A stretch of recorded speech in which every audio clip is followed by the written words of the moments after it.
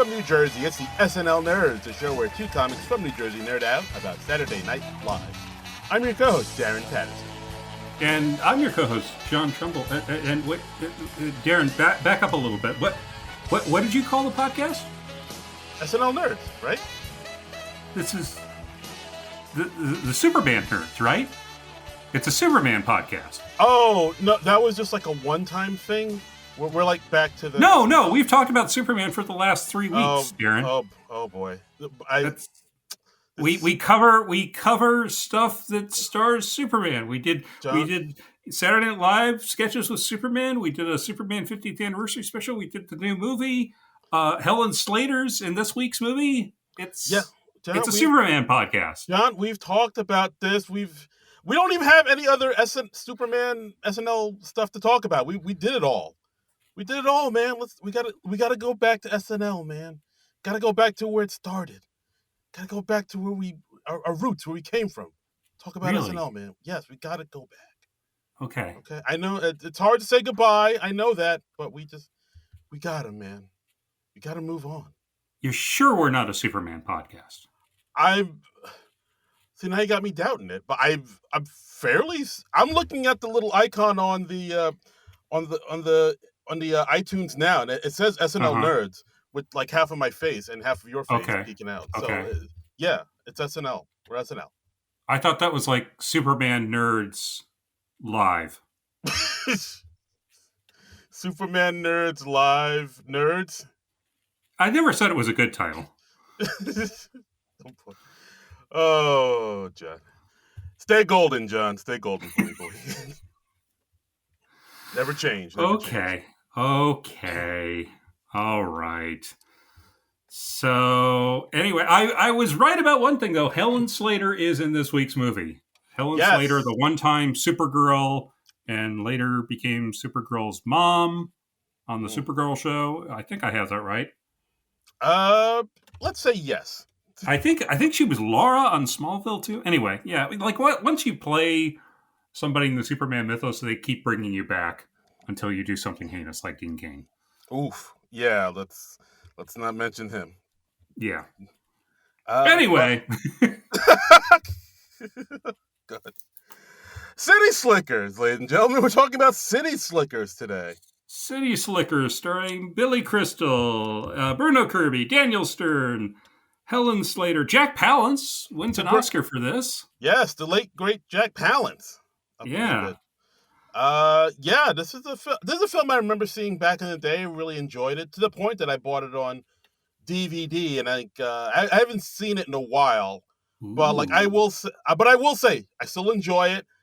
But as I'm seeing this through the lens of an older man now that I am. Okay, one who's gone through his own midlife crisis. Yeah, this definitely hits a lot harder for me now than it did back then. Yeah, I can see that too. And, I can talk about that a little bit too. Like, there was one character's arc in particular that, like, the resolution of it, like, spoke to me a bit. Yeah. So this hits me harder in the feels than I was expecting. I was like, oh boy. Yeah. Whoa. I don't think I'd seen this in full since, like, maybe sometime in the 90s. Like, whenever it was last airing on TV or whatever. Right, yeah. I remembered certain moments very well. I remembered certain things not at all. I had totally forgotten that this movie opened in Pamplona, Spain with the running of the bulls. That one I kind of do remember. I thought that was an interesting way to start. But, like, it's a way to, I guess, introduce our characters, too. But It was really interesting. So, so this film came out June 7th, 1991. Same day as Spike Lee's Jungle Fever. And Don't Tell Mom the Babysitter's Dead with Christina Applegate. Very interesting. What an odd grouping of films. Yeah. The 90s were crazy, baby. The 90s were wild. Wow.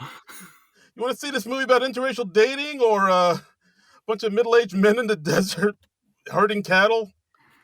Or Christina Applegate, like, I don't know. I've never seen Don't Tell Mom the Babysitter's Dead. Christina Applegate, like, takes over the family after their babysitter dies, right? Yeah. Like, the mom goes away on vacation, and, like, Christina Applegate's, like, a teenager. She's kind of irresponsible, so once the babysitter dies, it kind of is on her to be, like, the responsible one of the family to take care of her little younger siblings, and she becomes a grown up, a more mature adult in the death of a babysitter.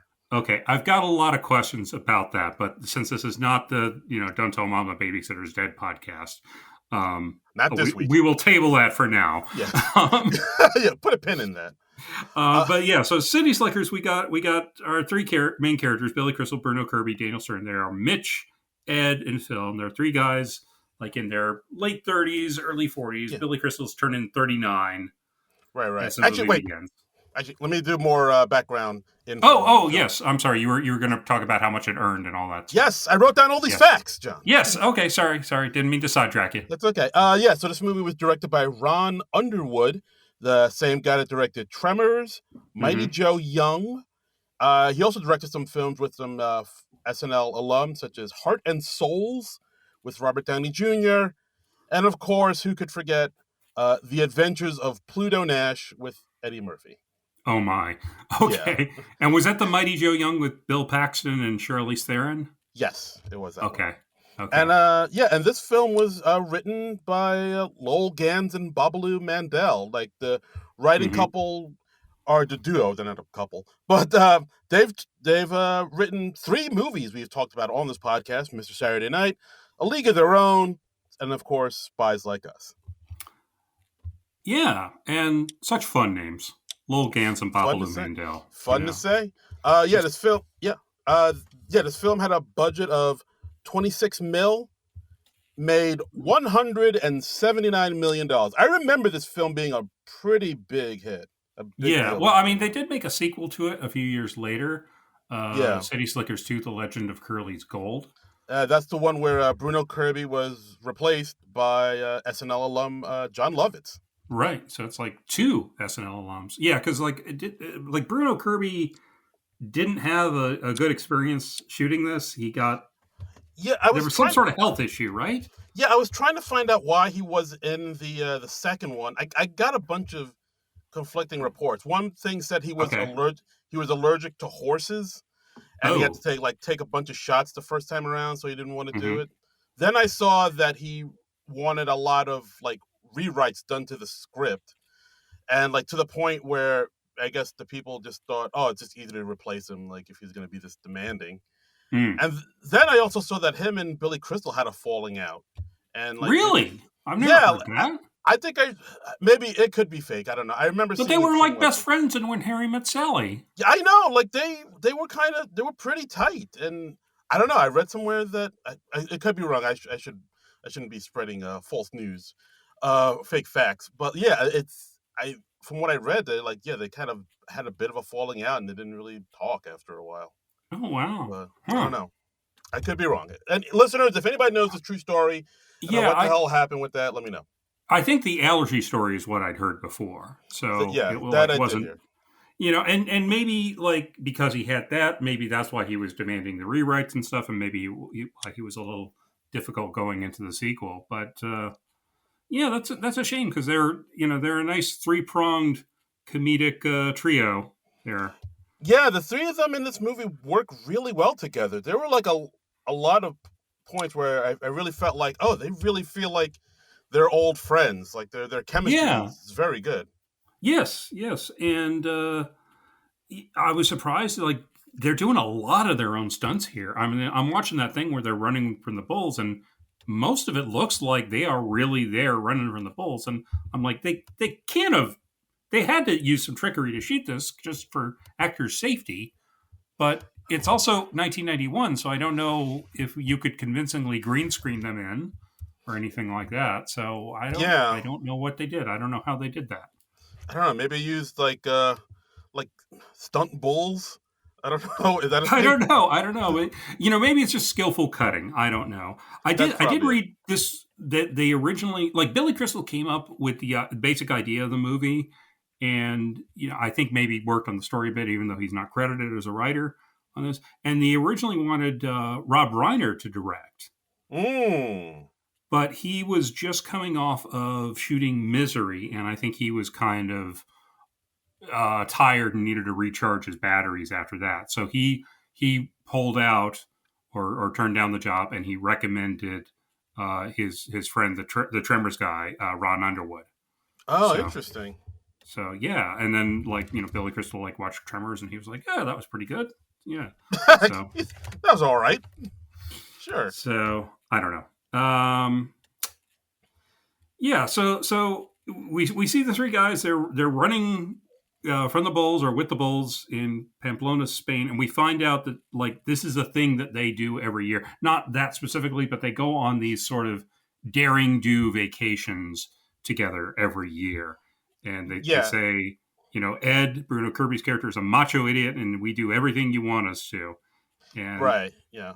yeah, he's kind of also an arrested adolescent, because they say oh, the older you get, the younger your girlfriends get. He's the guy that's never settled down.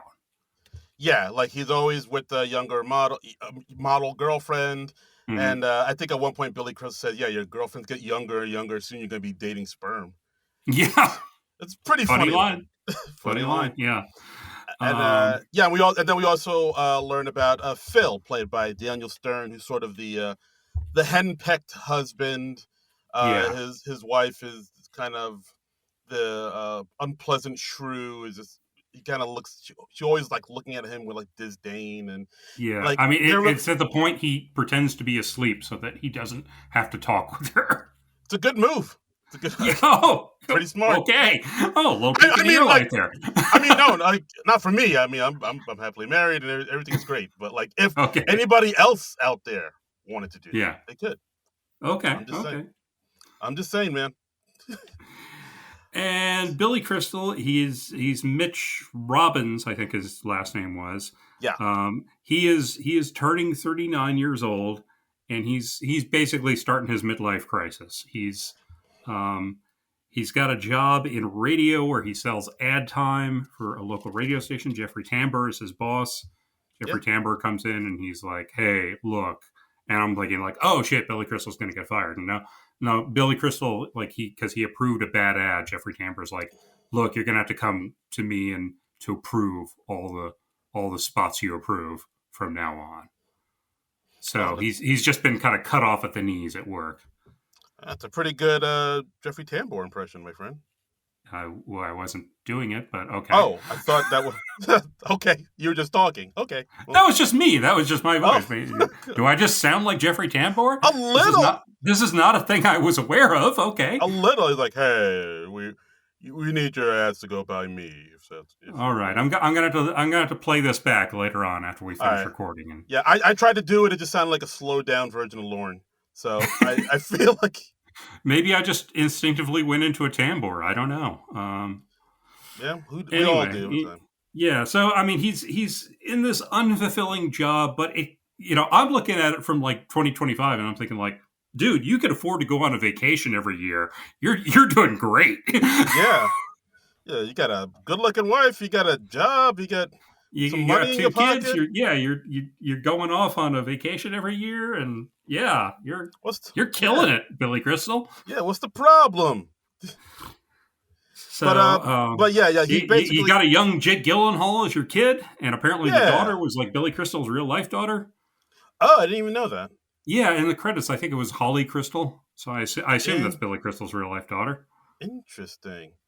But I mean, I guess financially he's doing well, but he is at that point where he's just he feels like something's missing in his life. I think he even tells his boss, Jeffrey Tambor, you ever have this? You ever realize you're at this place in your life where you're the best you're ever gonna look, the best you're ever gonna do, right? And it ain't that great. Yeah, it's all downhill from here. Yeah, and then that's when we get that sort of iconic career day sketch or not sketch, but the career day part where he goes into his son Jake Gyllenhaal, played by Jake Gyllenhaal, class, and he tries to explain his job to the kids, but because his job is he sells airtime for a radio, that's not a really sexy job. It's not exciting to the kids. They're like, "Oh, so you make commercials?" And he's like, "No, I sell the airtime for the commercials. I sell air." And also, he's just following Robert Costanzo, who's a construction worker, and tells this great story about rescuing somebody who's getting crushed under something. So yes, the most like stereotypical New Yorker you could find. I mean, he's following Harvey Bullock. Come on. That's true. It's like, So oh, this broad is crossing the construction site. I'm like, baby, get out of there. And, anyway, huh. I'm just happy I got to see Robert Costanzo. It's always a kick to see him pop up and stuff. Absolutely, So, he's a good character actor, and like I did like Mitch's sort of, because he does kind of have a bit of a meltdown in front of these kids where yes, and he said, I have a speech right here. He says to all these little kids, value this time in your life, kids, because this is the time in your life where you still have your choices, and it goes by so quickly. When you're a teenager, you think you can do anything, and you do. Your 20s are a blur. Your 30s, you raise your family, you make a little money, and you think to yourself, what happened to my 20s? Your 40s, you grow a little pot belly, you grow another chin. The music starts to get too loud, and one of your old girlfriends from high school becomes a grandmother. Your 50s, you have a minor surgery. You'll call it a procedure, but it's a surgery. Your 60s, you have a major surgery. The music is still too loud, but it doesn't matter because you can't hear it anyway. 70s, you and the wife retire to Fort Lauderdale. You start eating dinner at 2, lunch around 10, breakfast the night before. You spend most of your time wandering around malls looking for the ultimate in soft yogurt and muttering, how come the kids don't call? By your 80s, you've had a major stroke and you end up babbling to some Jamaican nurse who your wife can't stand, but who you call mama. Any questions? wow. I mean, it's a great speech. Also, it made me realize that I apparently somehow skipped over my 30s, or like just straight from my 20s to my 40s, because I was like, oh, I didn't do that whole raising a family and earning money shit. Oh, crap. Okay. I just went right to the 40s potbelly. Okay. I missed a step. Yeah. Oh, no. I mean, I don't really miss raising the family, but I could have used that money, man. Could have been great. That's why I'm not going on these cattle drive vacations. Yeah. Oh boy. So Mitch has a big birthday party, and all his friends are there. It's like a year later from the opening because they go, on some extravagant vacation every year. And we find out more about how Phil's in this bad marriage. Yeah, we also find out Ed and his then girlfriend they're now married after a year later. Yes. And so we find out and she's an underwear model. Yes. Yes. But yeah, and Phil, of course, he's pretending to sleep at Mitch's party because his wife is around, and his wife is his wife just does not like him. She does not. She is just she's only in this for like a scene or two, so she's just a stereotypical shrew. And we find out Phil is like he runs a grocery store. And he has to be there to open the store at 4:30 a.m. And he works for his father-in-law, his wife's father, and neither one of them is just giving him anything. He's just got a bad life, man. Yeah, and Mitch does talk to him and be like, "Hey, have you ever thought about maybe trying something different or just getting out of this marriage?" And then he's like, "No, hey, at this age, wherever you are, you are." Like he just kind of reserved himself to the fact.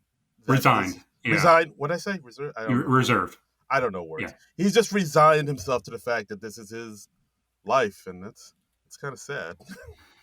Yeah.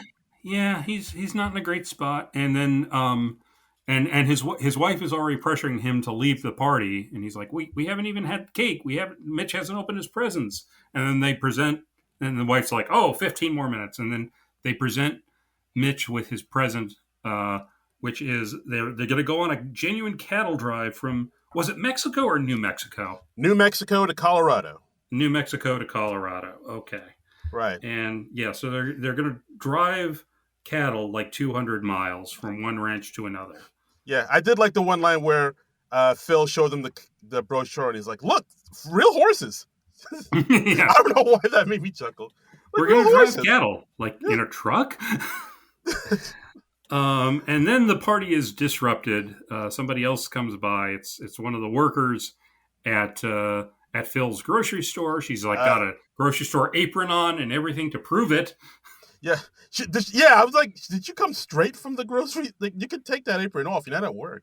Yeah. I don't know. I mean, how else would we know she works at a grocery store, though? But yeah, And like her name's Nancy. I believe she looks like she's the cashier. She's played yeah, by Yeardley Smith, the great voice actress who does Lisa Simpson on The yeah. Simpsons. Who would have been? I guess she would have been doing The Simpsons about a year at this point. So yeah, who knew? Who knew that? 30 odd years later, she'd be still doing that. Wow. Jeez. Um, and so she comes to the party. She finds Phil. She says, like, "Hey, I missed my period. I took a pregnancy test." And he's like, "Oh, the ones we have on sale on aisle 12?" She's like, "Yeah." And yeah, so she thinks she's pregnant. Phil's wife, is like, "Why are you telling him this?" And yeah, Oh. so he actually had an affair with her, hooked up in his car in the parking lot of the store, I presume. Yeah, they did it in his car. Yeah, Classy. yeah, sure.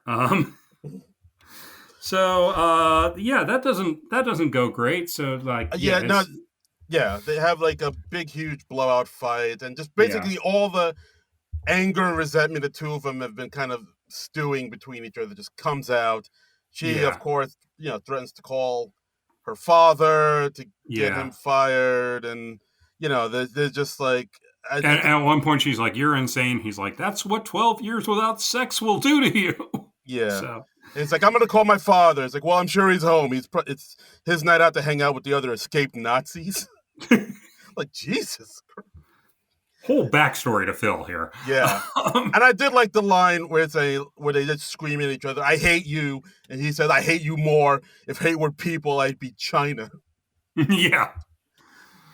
Another good line. Uh, yeah. So, Mitch also is just, after they're cleaning up after the party, he's still miserable. His wife, Patricia Heaton, says like, "Hey, I don't want you to go on this family Florida trip that you were supposed to Right, go on this week. You should go on the cattle drive with your buddies. Because right, honestly, yeah, I don't want you around." yeah. Because Mitch, like when they first present the idea of the cattle drive to Mitch, he said, "I can't go. We gotta go to Florida to see Hmm. Barbara's parents."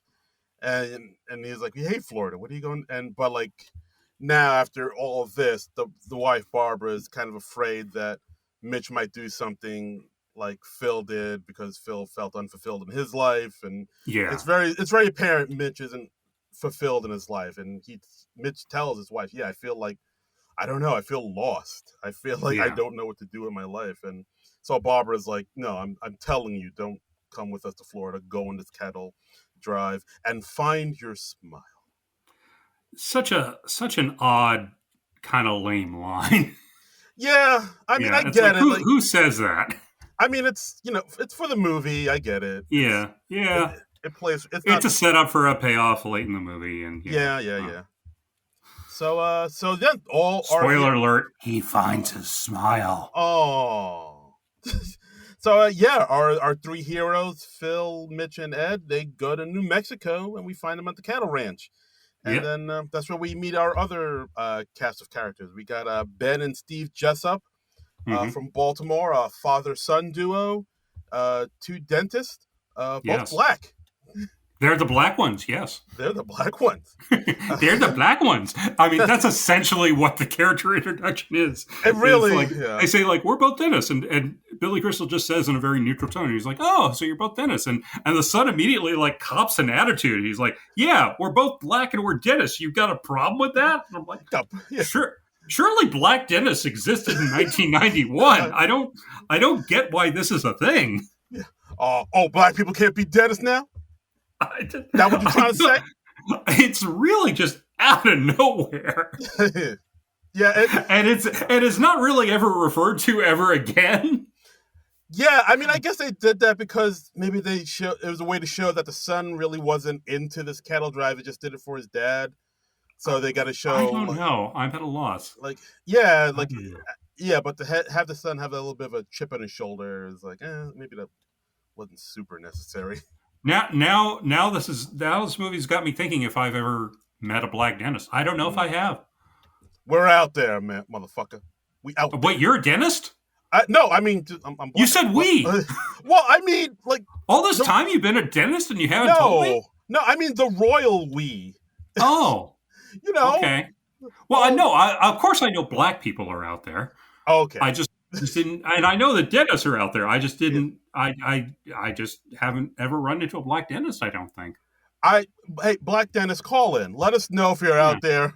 Let your voice be heard. Let Yeah. just represent. Do we have a dearth of black dentists in the Oh, world? Is there a shortage? we got it in Baltimore. There must be a bunch of them. Yeah, there's got to be a lot of black dentists in Baltimore. And hey, and speaking of Baltimore, that's a great transition there because one of the cowhands at the ranch who's going to help lead him on the trip is Kyle Secor from Homicide: Life on the Street. Tim Wow. Bayless is in this movie.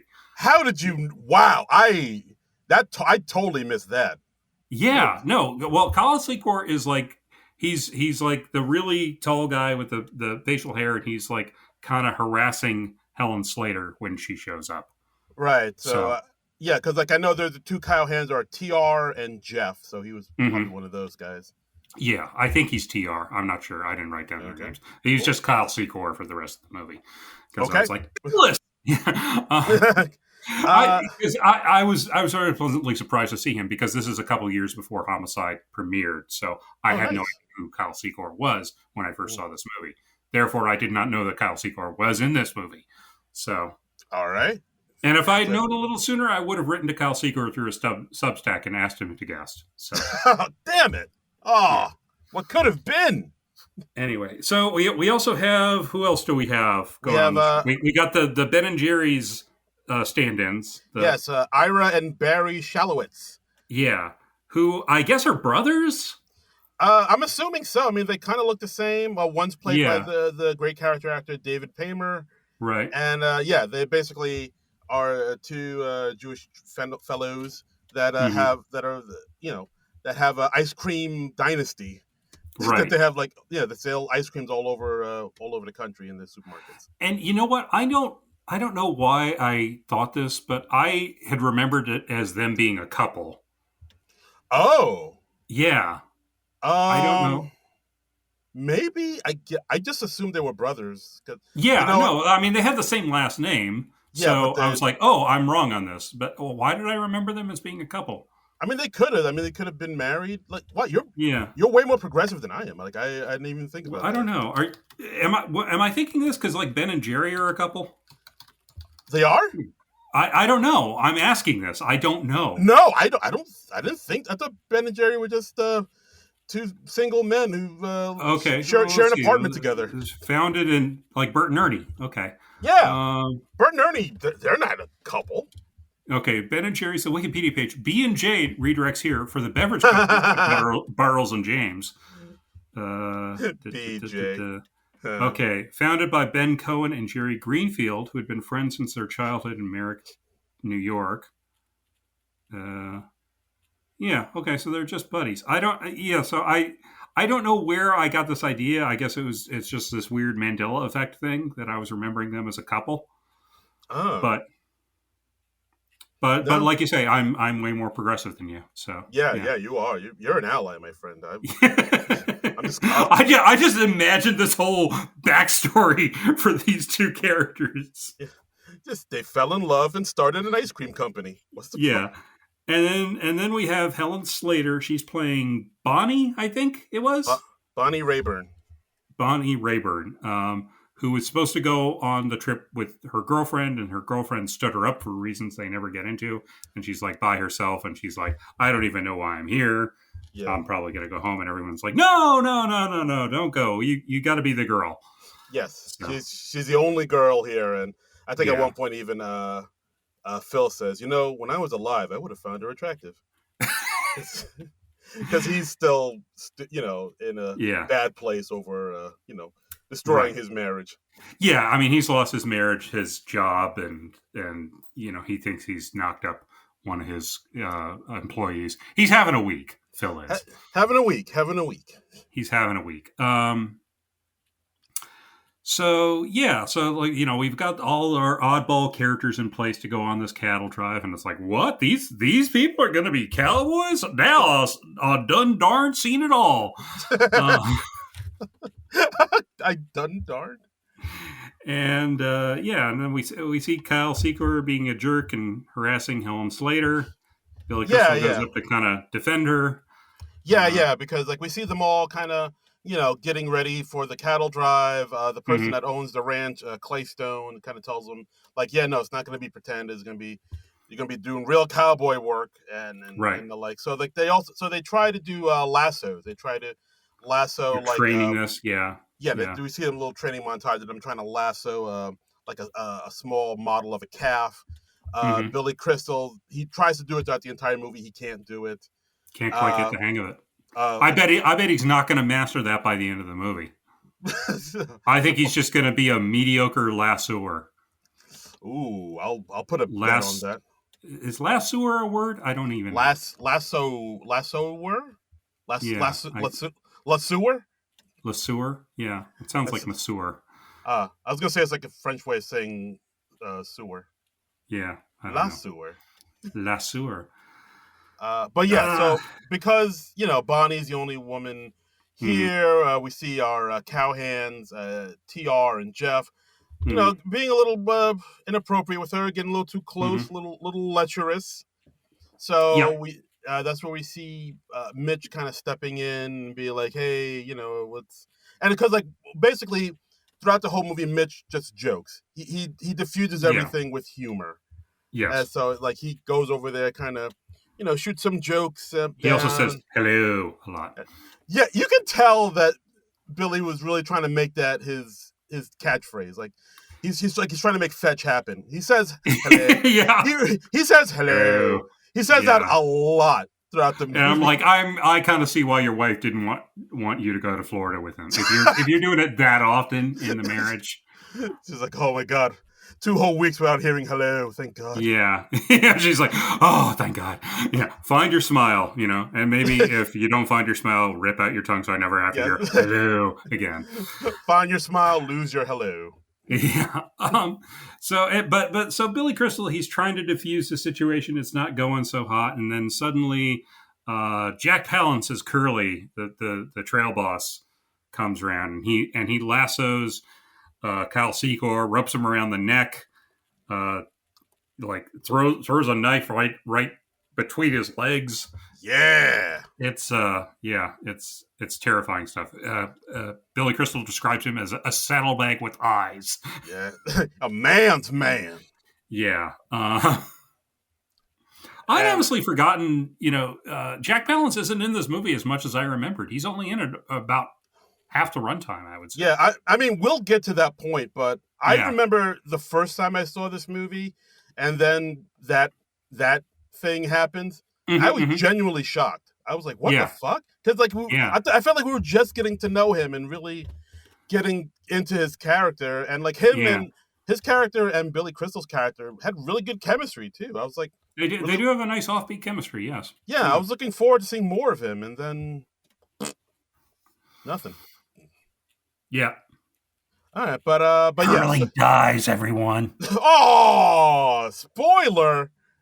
Well, I'm sorry. They've had like 34 years to learn this. You're right. Okay. All right, fair enough. He dies and he comes back as his own twin brother in the sequel. There you go. Oh my God! Spoiler, Now, spoiler. now you don't have to see the Legend of Curly's Gold. Yeah, like I still haven't seen that one. I just heard too many people. I did see that one. I don't recall much about it, but glowing yeah. review. Yeah, I mean, I definitely haven't seen that one since it came out. So we're talking like 30 years. Yeah, like I just remember when it came out, people were like, this isn't as good. Just because Yeah. Bruno wasn't there, the chemistry was all Chemistry's different. off, and Yeah. also there's the whole bringing back the actor who played the character who memorably died in the first movie, Yeah. playing his own twin brother. That's not great. Also, Twin brother. it's just about them hunting for treasure. That's not too terribly interesting Yeah, I mean that's as an art, you know? Yeah, I mean that's some Goonies shit. Yeah. I just don't remember it being all that great. Yeah, the Goonies Maybe I'm wrong. Maybe it's a hidden gem. Who knows? Yeah, the Goonies perfected that. The Goonies were good enough. Yeah, they never say die. Yeah, it's art. It was their time down there. Mm-hmm. Down there, it was their time. Yes. Their time.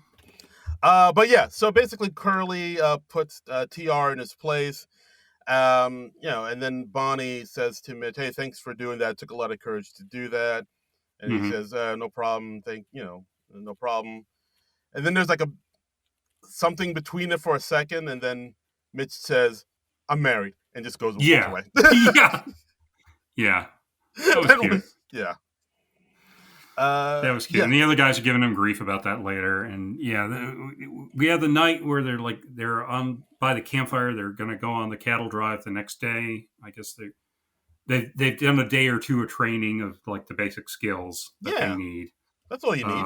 A day or two. Yeah, that's all you need. You're a cowboy now. Go out there. Yeah.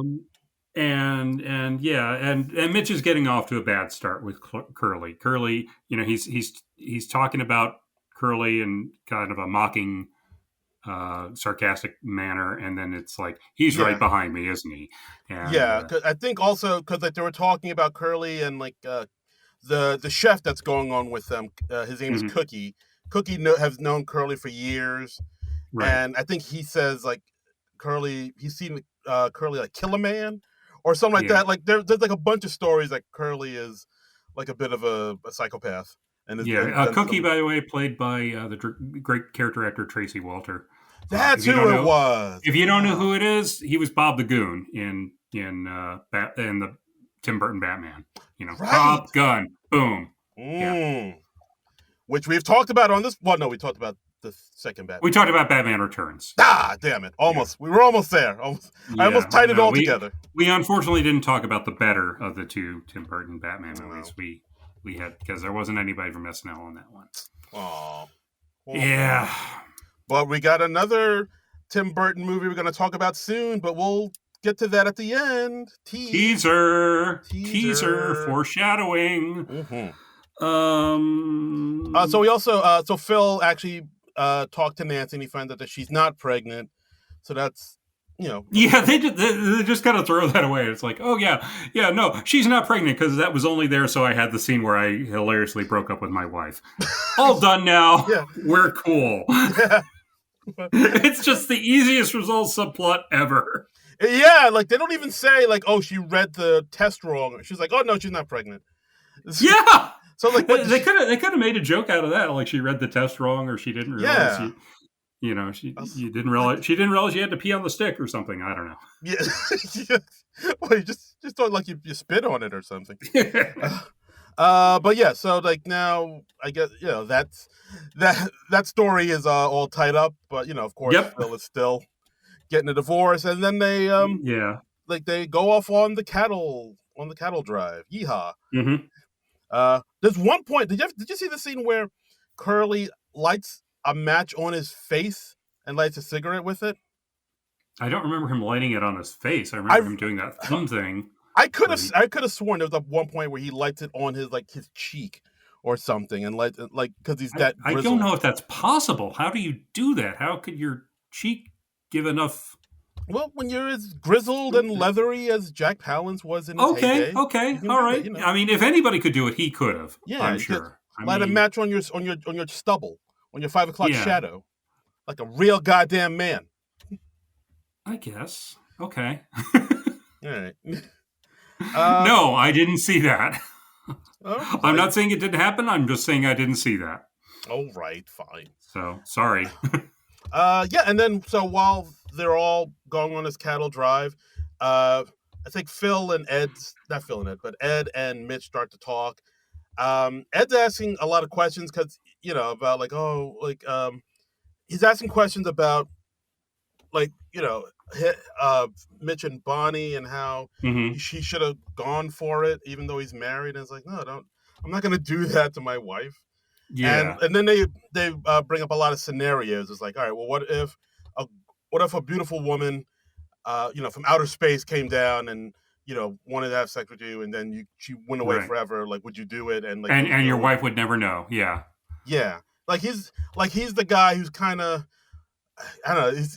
I don't know if he was vicariously lived through Mitch or something like that, because Mitch had a shot at Bonnie. Well, yeah, I mean, the impression I got is Ed is just kind of the guy who's never grown up. He's in sort of Arrested Development. He runs this sporting goods store, and he's always dated all these women. He's never really gotten serious, although he's just gotten married, I think, for the first time.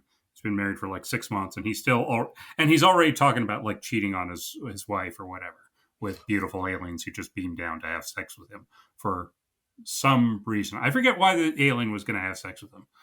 Yeah, why not? I mean, hey, Bruno Kirby and that stash, I get it. Come on. Oh, flavor saver. Yeah. But I mean, they also they hint as to why he's asking all these questions about, sleeping with other women is because Ed is now married and his wife wants to have kids, and he's like, wow, that's real commitment. That's real life shit. And I don't know if I want to have kids or not, but because I don't want to cheat on my wife. And then Phil's like, well, then don't. Just don't. Yeah. But like Ed is like, oh, you're not getting it. You don't understand it. And he also said that's pretty smug advice coming from you after what you did. And then the two of them have a pretty big fight. Yeah, true. Over true. that too. Yeah. Like there's a lot of I kind of like these little conversations they had throughout the movie because it really kind of helps like flesh out the character more, and you get to learn about everybody a little bit more. Because because if you look at the trailer for this, you can you would assume it's just kind of a goofy, wacky fish out of hijinks. Wacky hijinks. Yeah, but like there's actually a lot more depth to this movie than you'd think. They do develop the central trio pretty well. Yeah, I will say. Right, absolutely. And like the next morning, Mitch kind of gets the guys to make up, and then he's like, "Hey, I got a thing. I got a battery-operated coffee grinder, so we can have fresh coffee." And he turns it on, and it makes this whirring sound, and it spooks the cattle. And the cattle like stampede through the camp, wreck half the stuff, all the tents and stuff like that. And then Curly stops the stampede with one gunshot because he's just that manly. Oh, so manly. Yeah.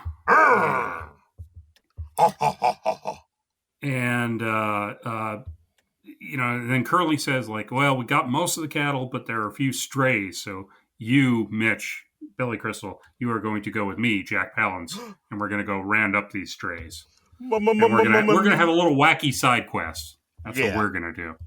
Exactly. So, of course, Mitch is all nervous because, of course, he's heard the stories about Curly and his murderous ways, but he killed anyone today? Day ain't over yet. Gulp. Oh, no. Yeah. Did I quote the line where he says, "I crap bigger than you"?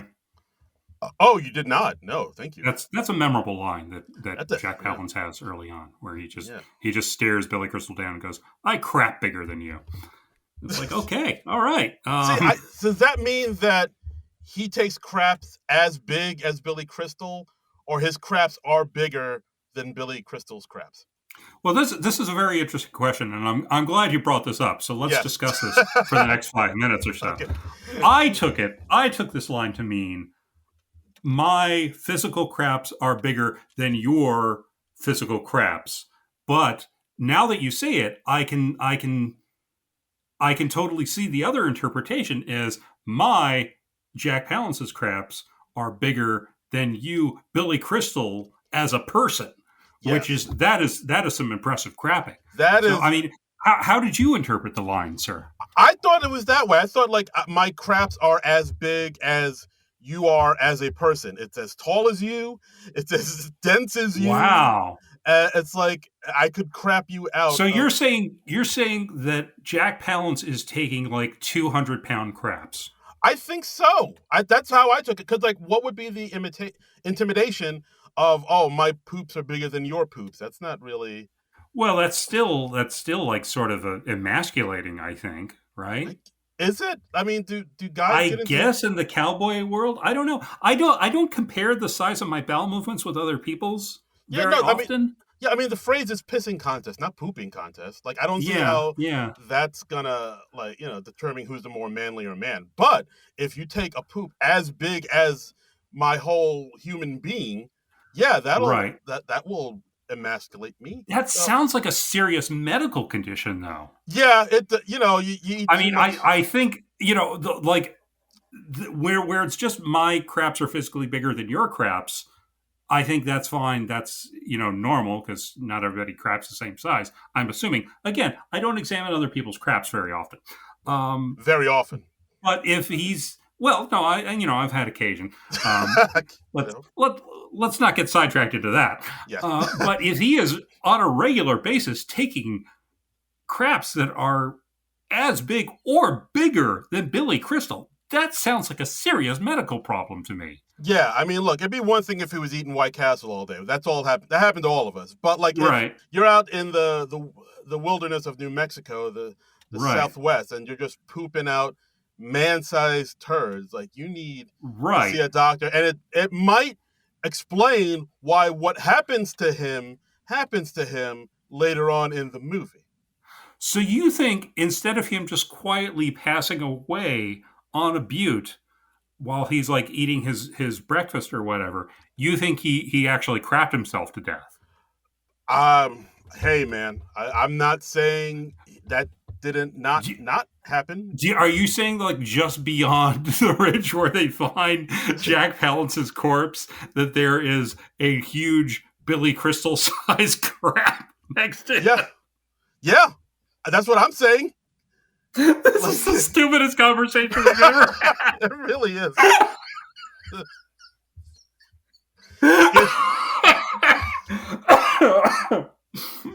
or, or is it the smartest conversation we've ever? Oh yeah, no, it's a smart program. I mean, it's. I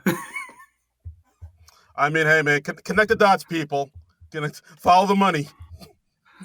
I don't know. You've really got me questioning if I've misinterpreted that line all these years. Folks, please let us know how you interpreted that line back in the day, or even now, if you just recently watched the movie for the first time. Because I'm fascinated by this now. What is the correct way to interpret this line? I don't know. I don't know. I think we're onto something here. I think he pooped himself to death. In the movie. Yeah. Let's. I think we just need to track down Billy Crystal or Lowell Ganson, Babalu Mandel, and put this question to them. Like, what does this line mean? Has one of us been interpreting it wrong for 30 odd years? And they'll be like, "Who are you? What the fuck? What? Who are you? Why are you asking me this? This is weird." I'm trying to have dinner with my family. What are you doing? Security. Yeah. Just one question. But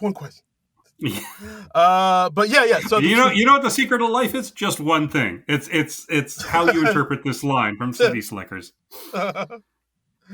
Oh my god! All right, so where the hell were we? Oh yeah, so Curly and Mitch, they go off, and of course, Mitch's friends Ed and Phil are looking after him, and of course, Phil says, "Hey, if anything happens to him, I'm going after Barbara." Yeah, wow. That's hell of a thing to say. Hell of a thing to say. Hell of a thing to say to your friend. So yeah, they have their little wacky side adventure. Mitch is like, Curly tells Mitch, he's like, "Hey, you got to lasso that stray cow there or cattle there," and he's like, "Hey, why do we have to do the whole lassoing thing? Why can't I just like step off my horse and then just place the loop around the cow's neck?"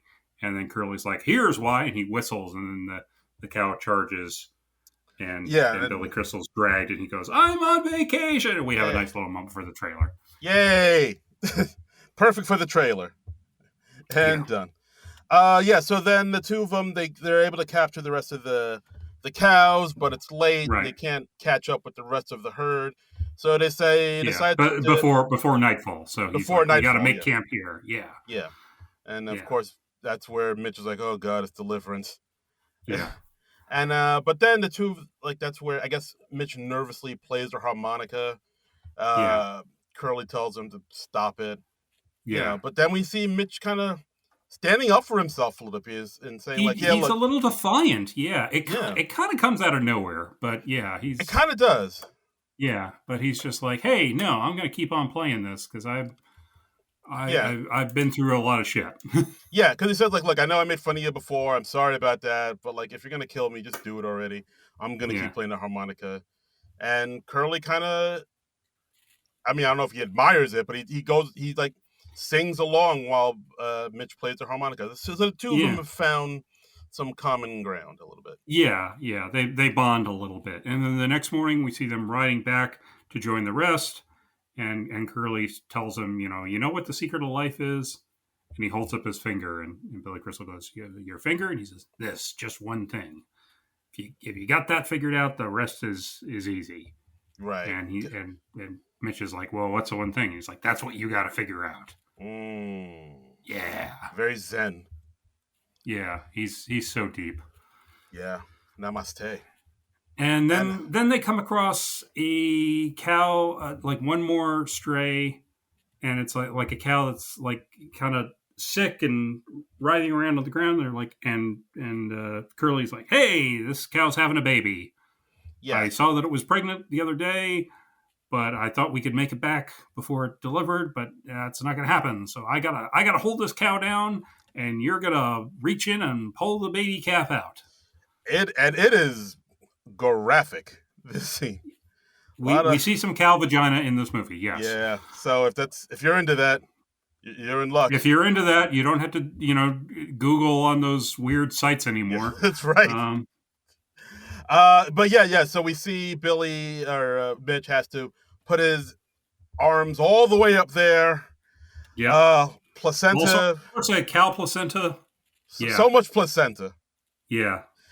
He sees that. Yeah, like I think the cow needs to be turned around because he sees his tail. So it's a little harrowing. Like a breech birth, I think. Yeah.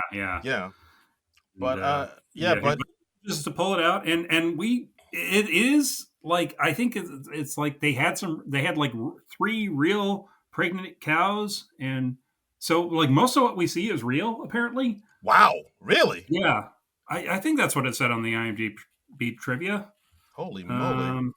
Yeah. So the cow giving birth used a puppet calf as several takes were wanted. The shot of Norman, that's what he names the baby calf, getting to its feet was real footage taken just after birth. Billy Crystal actually assisted in the delivery. 6 calves were used in all, and Crystal arranged for them all to live full lives on a farm. The shots featuring Crystal were filmed in Colorado, but the shots from the same scene featuring Jack Palance were filmed in New York. So, okay, yeah, so it's a little fake.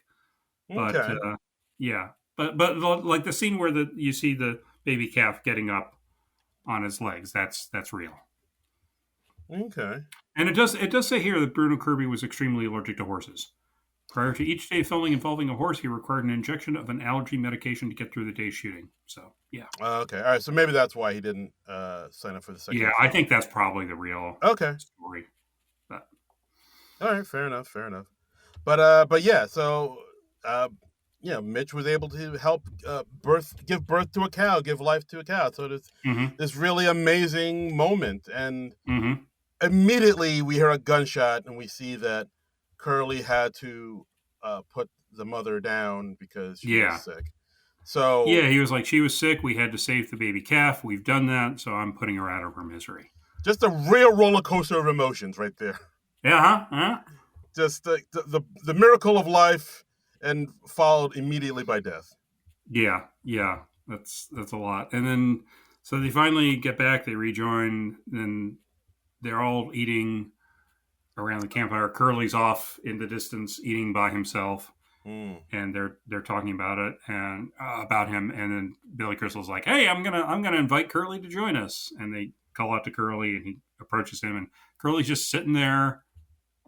Like sitting up, eyes wide open, and he is just passed away. Yes, Curly dies at this point, like not even halfway. Are we halfway through the movie, or like probably about that? Yeah, halfway through the movie, Curly dies.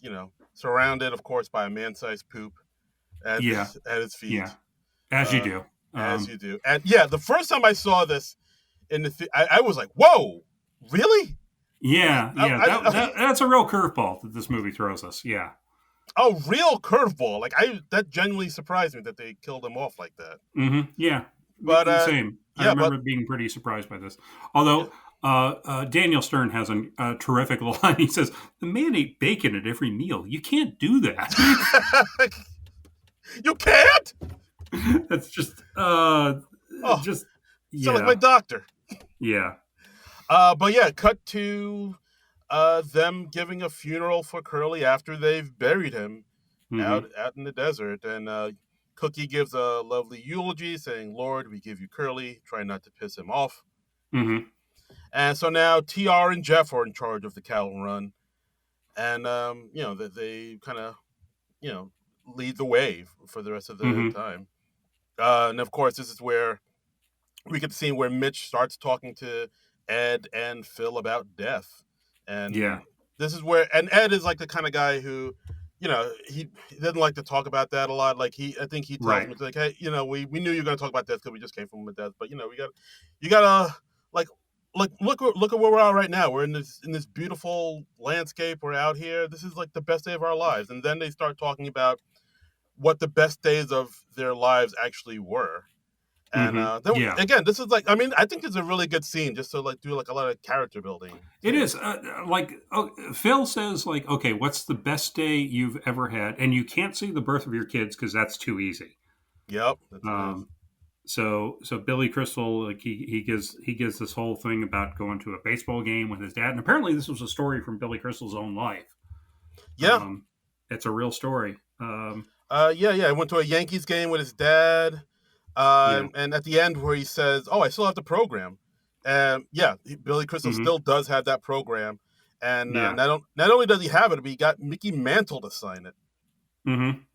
like once at the game Twice, and like once when twice. yeah, once a day of, and then once when they were on a talk show together. Yeah, no, that's pretty wild.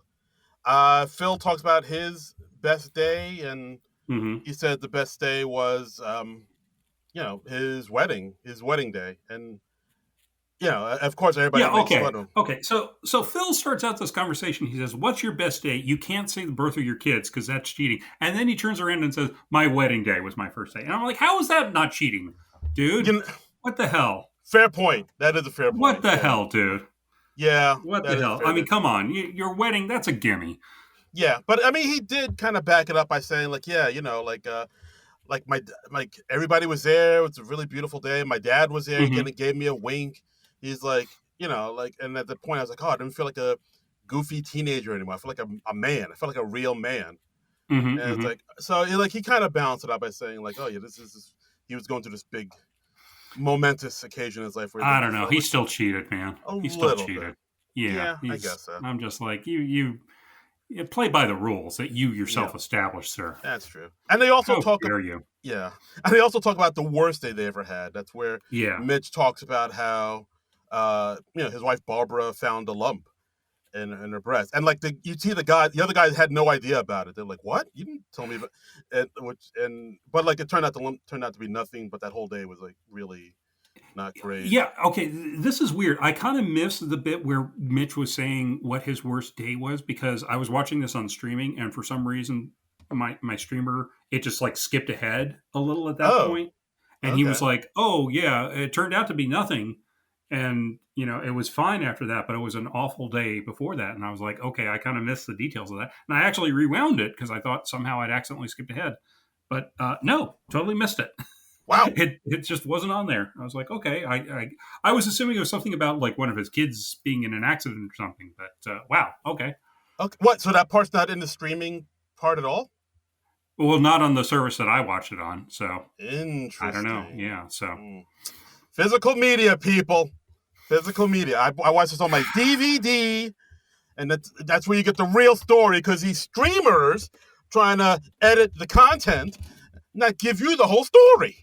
yeah, true, true. We Mm. we want to hear about About Billy lumps. Crystal's wife's breast cancer scare. I mean, come Yeah. on, get the people what they want. Thank you. See, you get I it. mean, I watch City Slickers. I want to hear about Billy Crystal's wife finding a lump in her breast. Yeah. That came out wrong.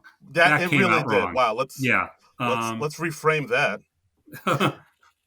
But yeah, so then they ask Ed what his best day and worst day were, and he talks about this day about where he's 14, his mom and dad are fighting because his mom caught his dad cheating again, and it seemed like the two of them had a horrible marriage. So Yeah. At 14 years old, Ed tells his dad, like, told him to pretty much get lost. He's like, I'm going to take care of the family from now on. We don't need you anymore. So his dad just leaves and left the family. And from that day on, Ed took care of his sister and his mom. And then the two of them were like, oh my, wow, what was your worst day? And he's like, it's the same day. Yeah. Some really good character building because you get to understand Ed more now, like why he. This is more depth than I was expecting Bruno Kirby to get like this in the film. This movie gets really deep about a lot of things. Like one thing I just noticed, like how each one of those stories involves like the characters' fathers. There's a lot of stuff about father-son relationships in here that really interesting. That's true. That's true. I mean, the writers, I don't know what they were going through, but yeah, this movie. They were going through it, man. They were going through it. This movie gets a lot deeper than you'd expect. Yeah. So, cattle drive. So the cattle drive goes on. They stop to rest, and then that's when we see our chef Cookie getting crazy drunk. Yeah, he's like snuck alcohol with him along the trail. He gets really drunk, and his wagon just kind of goes. He goes like joyride riding on on the chuck wagon. Yeah, and he just ends up. It's like a Purina commercial, man. Oh my god! I understood that reference, and I don't. No one under 45 will get that. Nope. All our millennial and Gen Z fans would be like, "The fuck, Purina? What's that?" Yeah. YouTube it. Yeah. So the wagon is going nuts. It's about to go over a cliff, and they manage to catch up to him. He dives off just in time. Yeah, it crashes. It crashes into a ravine, basically. Yeah. He ends up killing two horses, which they have to bury. Cut to these huge burial plots for two horses. After right, and they're like, "Well, you buried the horses," and he was like, "Well, they were pretty much embedded in the earth. All we did is throw some dirt on top of them." Yeah. I mean, that could have been an all-day thing. And Cookie, he's broken both of his legs. So, and also they've pretty much lost the wagon and pretty much everything that was on it. So, and they still have to complete the cattle drive. So they're in a pickle. Bit of a bind. Yeah. And they're like, okay, well, so the two guys, Kyle Seagour and the other guy, they're like, well, we could put enough food in our saddlebags to last us for the days. And then, but somebody's got to take Cookie to get him medical attention. So we need somebody to like break off from the cattle drive. That's where the black dentist come into play. Save the day. Yeah. The dad kind of volunteers him and his son. He says, like, we're the only two with medical training. It makes the most sense for us to go. Right. So the two of them break off and take Cookie with them to get. So you write out the only two black people in the movie. Right. I get it. I see what you're doing, movie. Yeah. What was he doing? They're writing minor characters out for about 15 minutes. It's actually not really a big deal. Oh yeah, okay. Yeah. So we're barreling towards the end here. We don't really need all these characters anymore. I'm surprised we even hung on to the Ben and Jerry guys. They're still here. Yeah. So far the cattle drive isn't going as planned, we'll say. True. Cut to night where TR and Jeff, they found Cookie's Kyle liquor. Seagour and the other guy, yes, and the other guy. They found Cookie's liquor, and they've been drinking all night, and now they're gonna just be throwing empty booze bottles up in the air, shooting it, screaming Yahoo, keeping up everybody all up hours of the night. It's like everyone in this movie is a secret alcoholic. Yeah, really, everybody's got the sauce. We've got some severe problems with alcohol in this movie, and these folks need to take a long, hard look at their lives, and hopefully have a moment of clarity about the whole thing. 10-step program, man. Come on. Yeah. But right now these two booze hounds, they're just going at it. All the other guys are in the cattle herd are kind of scared right now, and at one point I believe it's TR. He wants to lure Mitch out of the tent because everybody's kind of huddled in the tent watching these two maniacs go off. Right. But TR still wants revenge for having Mitch make him look the fool. So yes. At one point, he gets out Norman the calf that Billy Crystal delivered earlier in the movie. Yeah. and he like pulls a gun on a calf because he knows that's. I'm like, geez, what is gun to is his happening? head? Yeah, yeah. I'm like, Mike, where's this movie going?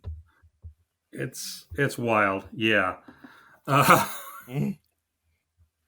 Uh, So Mitch goes out to get him. Of course, mm-hmm, Mitch jokes.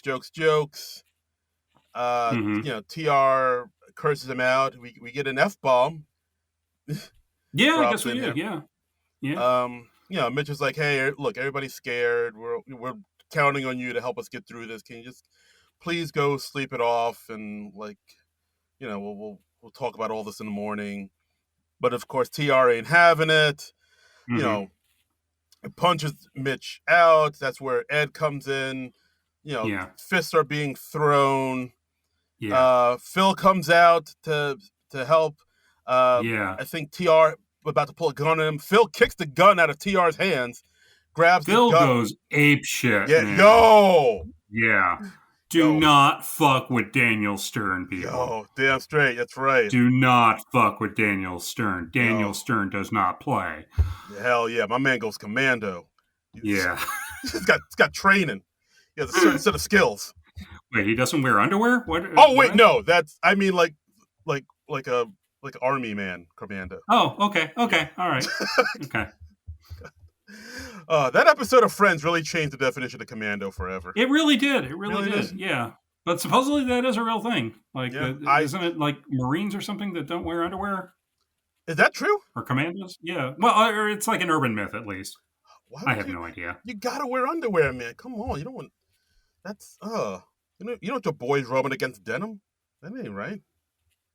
Well, I don't. Yeah, but the commandos don't wear denim. Well, They're wearing like fatigue. burlap or whatever the fuck or canvas. Yeah. Whatever they wear. Yeah. All Well, right. I But mean, yeah, but you want it to be efficient, so that like when you're out in the field and you're crapping bigger than Billy Crystal, whatever that phrase entails for you. We're not going to get into that again. That way you can just go and go. yeah, but I mean, how long did it take for you just to pull down your underwear and poop? Like I mere don't seconds? know. Again, I haven't timed myself. This is I very don't often time myself. Yeah, This is a very poop heavy episode. I didn't it expect is. it to It go. is. Yeah. Just And that's part of the reason Phil goes nuts. He says, "I have a weird rash from making it in the bushes." right. So yeah, And I assume he's talking about relieving himself because I don't think he's like gotten it on with somebody on the trail. Yeah, I mean, is it making just pooping? Because like when parents take the kid, like, oh, I think some people say making it. Yeah, yeah, like, oh, I've always heard making it more in a sexual context. So yeah, I don't know. It's probably a regional thing. Yeah, sometimes the both. But yeah, like I've always like when parents tell their kids, "Hey, did you make today?" Like I thought that was just always, synonymous with poo poo. Yeah, no, it is. It is. I think. So. Okay. All right. So wow, this enough poop talk. Let's but anyway, yeah, Phil's brandishing a gun. He goes nuts on these guys. He's like, putting a gun right in Kyle Secor's face. And he's like, yeah. I don't like bullies. Yeah. I hate bullies. My father-in-law is a bully. Yeah. Take away your dignity. But of course he doesn't shoot him, or I think he pretends to shoot him and does he says bang. Bang. And yeah. And then he just says, look, I lost my wife, I lost my job, I got some sort of rash from making the bushes. Everybody go to sleep. And he shuts it. He shuts shit down. He does. Daniel Stern does not play. Yeah. But then we see this really incredible scene where he goes into the tent and then Mitch and Ed check on him. And then he's kind of in this like startled state about what happened. Mm-hmm. And then it's like, oh yeah, he's in a fugue state. Fugue state, that's the word. Yes, because like I think they said we didn't know you know how to use a gun. It's like, yeah, I gotta, because when you manage a supermarket, you got to be responsible. So yeah, and then he just kind of melts down and starts to cry because he's like, oh my god, I'm almost 40. I wasted my life. Like, my kids aren't going to want to talk to me. I'm all alone. Like, Daniel Stern really just melts the fuck down at this point. And that's where we see Mitch telling him, like, no, you have a clean slate now. This is like a do-over. Like, you can start your life fresh again. And yeah. And Phil is like saying, well, my wife's going to, I'm gonna get wiped out in divorce because I committed adultery. My kids, Yeah. I'm alone. Like, how's that a clean slate? It gets pretty real. It gets real, It bro. does. It does. I did like them saying like, yeah, you've got a clean slate, you got a do over, and that honestly that kind of spoke to me, man. Yeah. That kind of spoke to me. I'm like coming off of a few really tough years, and I feel that. I Yeah. feel that. I'm like gonna. I feel like I'm starting a clean slate right now. Yeah. There So you go. Yeah. This movie got me more emotional than I was expecting. I was like, wow, yeah. this is and I'm sure, because now I'm in the age range that these guys are, and I'm like, Uh huh. it just hits harder. But yeah, wow. Mm-hmm. Mm-hmm. Yeah. So the next morning we see Jeff and TR straight up abandoned them as They fucked right off. Yeah. Yep. They fucked right off. They just left, and they left all the amateur cowhands Yep. to just work that shit out themselves, and so yeah, everybody's like, what do we do? Do we just like do we just abandon the cattle and go to the ranch? Because they only sort of vaguely know where they're going in Yeah. the first place. Yeah, but Mitch says, well, according to what Curly said, we're supposed to be going in this direction and looking for like a hill and a valley. So Right. if we just kind of going in the direction we've been going, I think we'll hit it. Yeah. And of course, Ira and Barry are like, that sounds like a horrible plan. No. Fuck the cattle. Yeah. We have to survive ourselves. Yeah, And they're like, yeah, this ranch left us with a man who just had a coronary and all these drunks that left us out here in the middle of nowhere. Fuck the cattle. Let's just go home. They'll get there 10 times faster without them. Yeah, yeah. And you see the logic in what they're saying, but Ed and Phil, they both say like, no, we got to bring in the herd. That's what we made a commitment to this. We got to do this. And so the two of them say, we're going to bring in the herd, and then Mitch and the others are going to ride in without the herd. So. Right. So yeah. So then the next day, and that's the end of the movie. Mitch and Ed and Phil just bring in the herd, and Mitch never comes back and joins them. It's a really surprising choice. Movie. Yeah, especially Billy Crystal as the main character and all. I was really surprised he never came back and joined the two. Did not see that coming. No. Total shocker. Total shock. No, of course. No. It's like Han Solo come back to blow up the Death Star. You know what's going to happen. Of course. So we cut to Phil and Ed trying to bring in the herd by themselves, not having a great go of it, and they're having some trouble. Yeah. And then over the hill, over Dale, we see Mitch come back to join them. I wish they would have shown like why he decided to change, why he changed his mind, what brought him back. He just kind of came back on his own accord. They never explain why. I didn't really miss that. I don't think you need to see that. It was just he's well developed enough that I think he either decided it was like something he had to do for personal reasons, or he just decided to leave his friend, help his friends out, or some combination of those two. I don't think you really needed to see that. Again, it's like Han Solo coming back for the Death Star. We don't really have a scene where Han Solo is like flying off with Chewie, and he's like, "Oh, gee, maybe I should help him go blow up the Death Star." And yeah, I guess so. Yeah, that's right. It's just it's enough to know he changed his mind. I guess so. So so now with Mitch back, the three, and Mitch is in a cowboy hat now. Yeah, it's got it. He's in like a New York Mets cap for most of the movie. So to identify him as a city slicker. Yeah, but now he's a full on cowboy now. Yeah, I'm not sure where he got that cowboy hat from though, but he has it. I'd like to think he took it off of Curly's corpse. God. Yeah, I guess so. Yeah, that's the only thing that makes sense. Yeah, maybe it was somewhere in the camp, or I don't know. Yeah, like you won't be needing this. Yeah, why bury him with a perfectly good hat? Yeah, come on. Yeah, jacket's not too bad either. It's broken in and everything. Yeah. They were the same size. It would be a waste to just bury the hat. That's true. It's waste not, want none. Right. But yeah, so the three of them bring in the herd themselves. They get into a little bit of trouble because halfway through there's a storm a coming, And Okay, then wait. But before we get to the storm, it has one of my favorite comedic moments in the movie where they're just like riding along with the cattle and they're just talking about programming the VCR. remember those days? And Billy Crystal is just explaining, no, you don't have to be watching the show you're recording. You could be recording one show and watching another. It doesn't have to be on Channel 3. And Daniel Stern's like, no, it has to be on Channel 3. And I love Bruno Kirby just losing his shit, and he's saying like, it's been 4 hours. The cows can tape something by now. Yeah. I think it's one of the funniest lines in the movie. No, it's good. It is. Yeah, it's a good. And then Daniel Stern's like, well, how do you program the clock? Oh, I'm gonna kill you. Yeah, I'm gonna murder you. Yeah, that's very funny. Yeah, that's like our younger listeners, go Google VCR if you don't know what we're talking about. But there was a time where programming a VCR was a son of a bitch. It was an ordeal. You had to, took up most of your day. Yeah. And and sometimes you screwed up and you did not successfully tape your thing. Yeah. Nope. Yeah. Sometimes you're trying to type episodes of Simpsons, you got like half of a, NBA game or something. Oh, that was the worst. That was the worst. I mean, that's still a problem to this day, but yeah. Or like when you want to tape something, but it gets preempted by something else, and you're like, God, oh. Like there's a news story, like somebody got shot or something, like Jack Palance dies.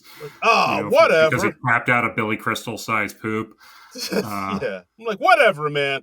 I'm just trying to see the Ben Stiller show. What the fuck? And you could only tape one thing. Like you could only tape one thing. It's not like, these DVR days where you can tape like 3-4 things at once. Yeah. No, you had to decide on one thing you wanted to tape, and you could only tape that one thing. Yeah, you youngsters don't know how good you have it. Yeah, you don't know. You don't know. Whippersnappers. You don't know my pain. Yeah. So a storm was coming. Storms are coming. Storms are brewing. Lightning striking. Mm-hmm. Thunder, lightning. The way you love me is very, very frightening. Yeah. Yeah. So all this happens, and they get to the part where they're supposed to cross this river, and all of them are kind of like, is this the right way? Was there an easier way? And they're like, well, maybe there was, but we missed it. And then I think Phil's like, well, what if this is the easy way? So Ed goes and checks it out, and he says like, well, the river it's fast, but it's not deep, so we can cross it. So but at this point, like Phil's like, no, this looks too risky. Like we tried, let's just go. Let's just leave the cattle here. And Ed is the one who's like, no, we said we're gonna bring in the herd. We're gonna bring Cowboy doesn't leave his herd. Yeah. You are a sporting goods salesman. Yeah. No, he's a cowboy now. I'm not today. Yeah. Yes. Not today. Man's man. Yeah. He's got respect and everything. Yeah. But by the end of this, I kind of wanted to do this. This movie. By the end of this, I was like, I never want to do this. Like, this seems awesome. I would not want to do this. I would not be good at it. I would not enjoy it. There's a whole lot of dead Jack Palances. I don't think I would enjoy this experience, even if I did end up dating Helen Slater at the end. Man-sized turds, wherever. Yeah. As far as the eye can see. Come on. Broken-legged Tracy Walters. Yeah. Oh, boy. So. But I would get to meet Kyle Secor, so that's kind of cool. So. There you go. See? Yeah. Upside. So they're able to get the cattle across. Downside, he's drunk and abusive. But right, yeah, take the good, take the bad, take them both. Yeah. There you have. Excellent. So they're able. So they're able to cross the river. They're able to get all the cows across, all the cattle across. Right. Except Norman, the little adorable calf. Oh no! So he's not doing so hot. It's still raining really hard and stuff. And so Mitch has to go back and rescue Norman. How is he going to do it? How is he going to rescue him? Well, he starts to wash down the river, and then Mitch. He's able to successfully rope him. What? He got the hang of the roping. But he couldn't do it this whole time. I know he couldn't do it before, but he got good at it, and he somehow got good at it without us doing a montage of him getting good at it. I think that's against the movie rules. Wow. I don't know how you do that. How do you I'll get have to. good at anything without having a montage? A montage is how you know you're getting better with the thing. Yeah, even Rocky had a montage. Even Rocky had a montage. Right. Yes. Fade Anyway, out so and he hold rescues on. Norman. Yeah. He rescues Norman, but the rapids pull him in because they're getting Mm-hmm. stronger. So Right. he grabs Norman. So like the two of them are going down the river. Right. Phil and Ed have to come to his rescue. So they take their horses down by the river and they try. I think Phil is the one who goes onto a branch and he stretches out his arms like, "Hey, grab onto my hand! Grab onto my hand!" And then Yeah. Yeah. Mitch is able to grab onto his hand, uh, but then Phil slips. But then Ed grabs Phil, and so they're Yeah. like all three of them are just bonded together, and they're able to pull each So other they're up like to a human ground chain. Yeah. like a human Yeah. chain, and they're able to pull each other up. And this is like the most beautiful male bonding moment I've ever seen Yeah. because they're like, It's great. yeah, because like his three friends like, oh my god, we almost lost your friend. Like at one point, Ed even kisses Mitch on the forehead. They're like, oh thank God, and like He does. Yeah. yeah, and like after they're all okay, It's just like Prince, except without so much hillbilly rape. yes, sans Yeah. hillbilly rape. Yes. But yeah, like after they all are okay, and like you see they really do care about each other. Like this is a point Mm-hmm. where I was like, wow, they really the three of them really seem like good friends in this moment. Yeah. Like Yeah. they're really bonded, and like so after at this point they're able to laugh. They gave a good laugh at like how at all this insanity and how they're able to make it, and I really feel like this kind of made them all like stronger and Mm-hmm. better for it. So cut to Colorado. They made it. They bring in the cattle boys. They make it to the ranch. We see all the others at the ranch. They kind of run out and they're like, "Hey, they got here! They got here!" They're not And dead. yeah, and the guy running the ranch, he's like, "Hey, we about written you guys off. We'd send out a search party for you and stuff." And Yeah, and I think yeah, he but offers to give them their money back too. yeah. Because like, well, yeah, because you fucking sent us. We almost died on this thing because you sent us with a couple of alcoholics and a Right. older man with the coronary. Yeah. But yeah, And but then that's where we learn that Clay is gonna all these cattle are gonna be sent to the meat market yeah, because he's getting top dollar from the meat company, and and the guys are kind yeah, of bummed out about that. Billy Like, Crystal and the boys, they are not having it. They're just like, yeah, no, that's not oh, good. That's yeah, they don't feel good about that. But yeah. the movie's almost over, so we don't really. Nope. What are you gonna do? They feel bad for a little bit, and then all the cattle go to the meat company, presumably. Yeah. Well, hey, can't stay away. So it's like, why do we even have that? Okay, I guess to justify what Billy Crystal does in a little Yeah, bit. yeah, it does because like as they're getting ready to go back home, we see Billy Crystal kind of goes to the Mm-hmm. pen with all the cows. Norman walks up to him and like licks his face, Yeah, and the two of them really kind of like share a moment because it was kind of beautiful. And so yeah, so the next day, as the boys are getting ready to go home, we see Phil is he's like all right, I guess this is a do over for me. I guess I got to get yeah. ready to He says, you know "My let, life is a do-over. It's time to get started," like, I'll which help. is a really nice sentiment. Yeah, because Yeah, you always can start over. yeah, and it's like, Which and is Mitch says like I'll help in any way I can.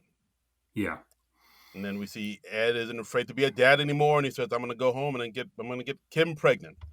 I'm gonna And get my wife pregnant. I will get Kim pregnant. I ain't Yeah, scared no more to be a father. I was like, Bruno, why you? It's a weird it would be acting. great. Wouldn't it be great if they just had Tracy Morgan playing Ed Yeah. for no reason in that scene? He was just like, "I'm gonna go get my wife pregnant," I'm gonna lasso this cow. I'm gonna get my wife pregnant. and then I'm gonna pull it out like a baby cat. God. Oh God. Woo! We got to find a Tracy Morgan thing to watch on He's this podcast. he's been in a number of movies. He's a delight. Yeah, We I have an urge to watch some Tracy Morgan. Yeah, done. All right, we'll work on that. yeah. But yeah, and then Mitch says, like, he's ready to go back home because he now Mm-hmm. understands what the one thing is, Yeah. that really matters to him. And they're like, what? Cut to at the airport. Mitch's kids come out the car and they run up to Dad. And they're like, I don't get it. Your one thing is Jake Gyllenhaal? And it's like, Yep. no, he's not famous yet. It's my kids. It's like broader Oh, than that. It's not this one specific kid. It's my yay. kids. Yeah. So when we see Kim picks up Ed from the airport, we see that Phil and Bonnie get a cab from the airport together. Yeah. That's I kind of liked how understated that plot was. Right. There's not like a moment where Phil like declares his love for Ellen Slater's character. Yeah, they Bonnie. do. Yeah, they do have moments a little bit like where, yeah, they sort of subtly set it up, but so it doesn't feel out of nowhere at the end, and it's kind of nice, and it's just them going off in a cab together. Yeah, they're not saying like, oh, they're gonna fall in love and get married. They're just gonna like, right.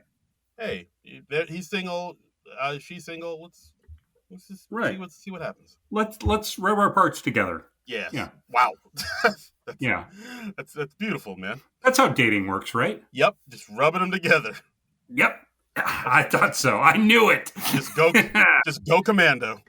Yeah. Oh.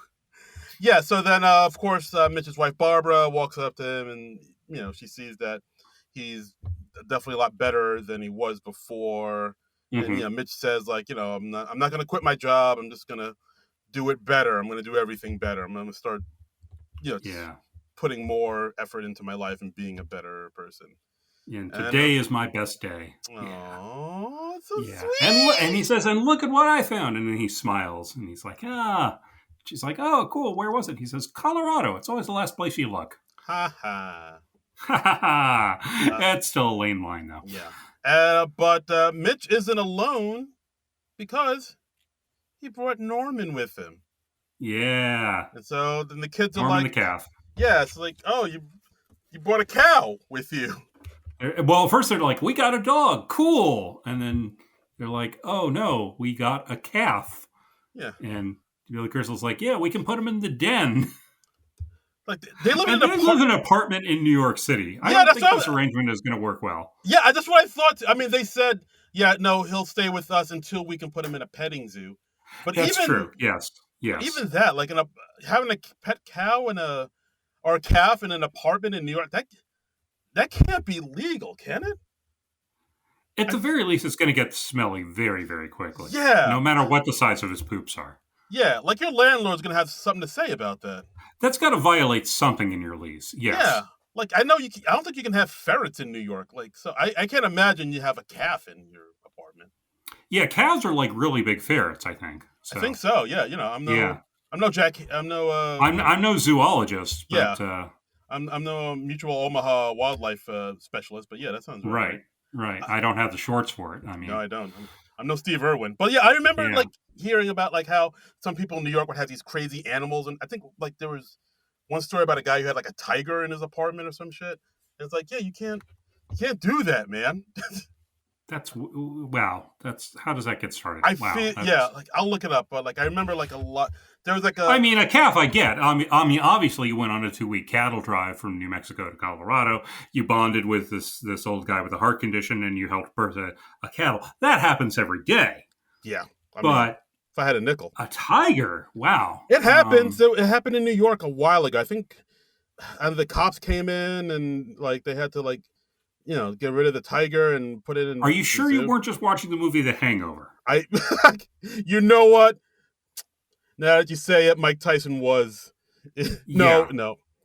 Oh, wait. Oh, yeah. 425-pound tiger living in a Harlem apartment. Yes. Happened 5 years ago. 5 years ago. 5 years. Okay. I knew it. Well, it was 2020. Everyone was quarantining. Maybe the tiger didn't have anywhere to go. Exactly. They were in the same pod together. Yeah. The tiger was an anti-vaxxer, so it's like I'm just gonna stay in my apartment, and right. I'm not going out. I'm not gonna wear some mask for this pandemic. I just love the idea of an anti-vaxxer tiger. And he's like really militant about it. Yeah. Do your research. Roar.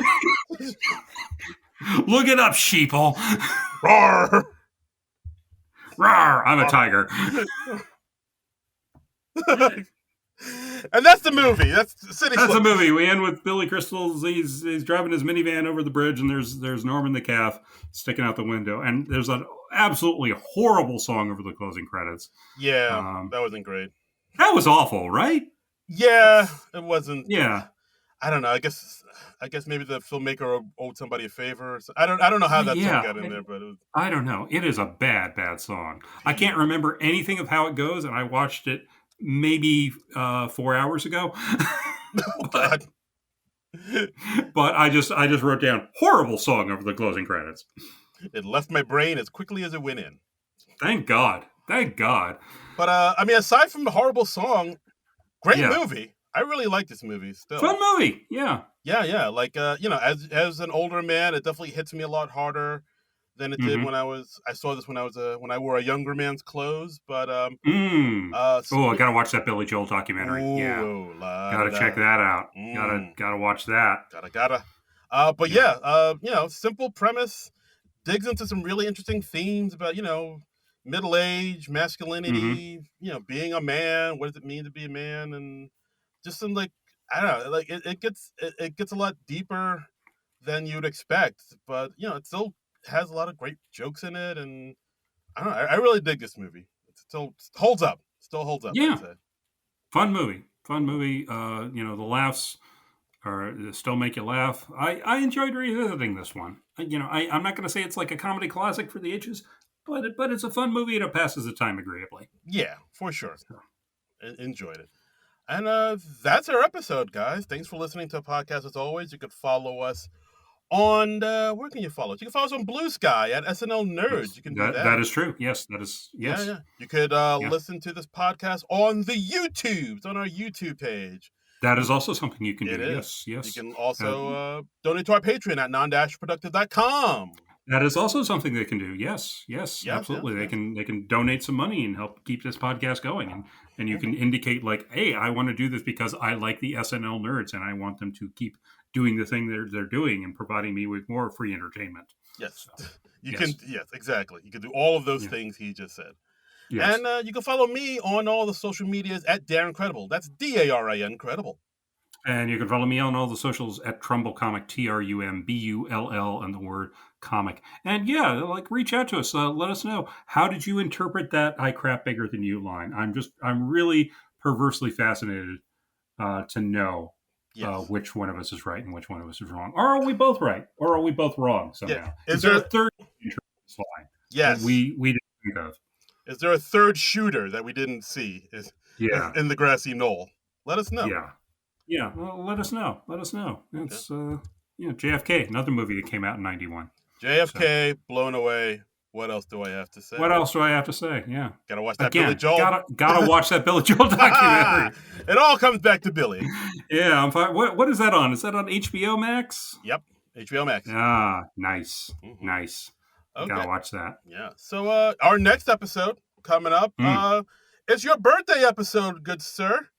That is true. I am. I got a birthday.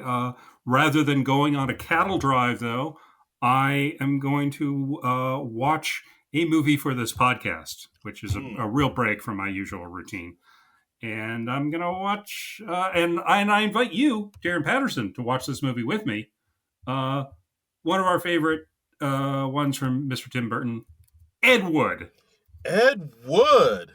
Interesting. Ed Wood. With Mr. Jonathan Depp and Martin Landau. And Mr. Bill Murray. Yes, Bill Murray. And Sarah Jessica Parker. And Patricia Arquette. And the guy who played Doogie Howser's best friend. Max Casella. Yeah. I don't know how too. Yeah, I don't know how I know his name just off the top of my head like that. Yeah, I don't know, but nice pull there. Thank you. We got Vincent D'Onofrio. Nice. Jeffrey Jones. Yeah. Okay. Well, you got to take the bad with the good. Take the good, take the bad. Nobody knew then. We didn't know. We didn't know. We can't penalize a good movie just because this person who later did some, or I guess was maybe doing the heinous things. I don't know. I don't know all the details of the Jeffrey Jones thing. Yeah, let's just step right around that. Yeah, let's just acknowledge, bad dude. Yeah, and bad dude. Move on from there. Yeah, he's not working in Hollywood for a reason. He wasn't. They didn't bring him back in Beetlejuice 2 for a reason. There's a reason it opens with his funeral. Oh boy. Yeah. Yeah, John. This might be a weird time to say this, but like, I don't think I've ever seen this. You've never seen Ed Wood? How? Wow, that really surprises me. I don't think I've seen it. I don't think I've seen it in full. Wow. Okay. Wow. Okay. That's something else. Wow. You haven't seen Ed Wood. Wow. But I'm looking forward to it. Like, I know it's a big cult classic and a lot of people love it. So I'm looking forward to seeing this. To seeing the Ed Wood. Let me just whet your appetite a little bit. It was written by Scott Alexander and Larry. What's his last name? They've written all the biopics. They wrote The People versus Larry Flint, and did they do Man on the Moon? Ooh, interesting. Yeah. Okay. It became kind of a subgenre for them. Yeah. Larry Karaszewski. Yeah. So they've written a lot of cool movies and a lot of movies about offbeat people. They did Ed Wood, People versus Larry Flint, Man on the Moon, Big Eyes, Dolomite Is My Name, which we've also covered on the podcast. And Man on the Moon. They did covered that. The People versus O.J. Simpson, American Crime Story. So I'm a big fan of their work. So that started with Ed Wood. So okay. Yeah. So okay. I did not know you hadn't seen this. This is going to be interesting. Okay. Yeah, like the more I'm going to be revisiting an old favorite, and you are going to be seeing this for the first time. Fresh eyes. Yeah. The more I look at this, the more I'm like, oh yeah, I think I didn't see this. I don't think I have. So yeah. I did not know that. This is going to be fun. This is going to be interesting. Okay. First time watching Ed Wood. It's an old favorite for me. Is Darren going to love it? Is he going to hate it? Or are we going to have like a Barb Star versus Vista Del Mar situation here? Oof. Oh God, I hope not. Yeah, I hope not too. But I think you'll like it. I think you'll enjoy it. If you give it the thumbs up, I'll like it. I know I'll like it. Yeah, I mean, we've only had like a big disagreement on like one or two films. Yeah. So if this movie is Trumbull approved, that's good enough for me. Well, thank you, sir. That's very nice of you to say. So, all right, next week, Ed Wood, join us there, and please, reach out to us on the socials. Tell us your memories of Ed Wood, your thoughts on Ed Wood. We'd love to hear those. So, at SNL Nerds on the Blue Sky, and on Facebook too. So, that'll be next week. But until then, nerds out! This has been a non-productive media presentation. Executive producer, Frank Hablawi. This program and many others like it on the Non-Productive Network is distributed under a Creative Commons Attribution Non-Commercial No Derivatives license. Please share it, but ask before trying to change it or sell it. For more information, visit non-productive.com.